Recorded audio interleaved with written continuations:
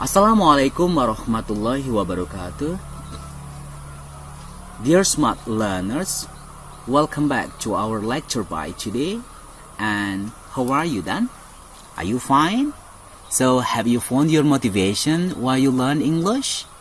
I hope that you have found your motivation while you should learn English, because learning English, it seems like difficult for you if you don't have motivation. So find your motivation and find your love, okay?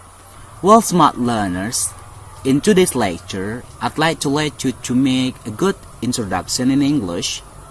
Hari ini, saya mau kalian membuat sebuah perkenalan di dalam bahasa Inggris.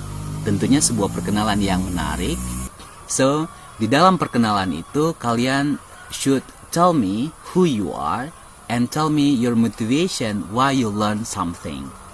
And especially in English, okay? Dan tell me 5 positive side of you. Ceritakan kepada saya tentang 5 hal yang positif dari kalian, dan ceritakan juga 5 hal yang negatif dari kalian. Dan bagaimana caramu membuat 5 hal yang negatif ini menjadi hal yang positif. Oke ya? So, submit your task by the next week. It means that you have a week to accomplish it. Kumpulkan tugasmu di minggu depan, dan itu artinya bahwa kalian punya 1 minggu untuk menyelesaikan itu.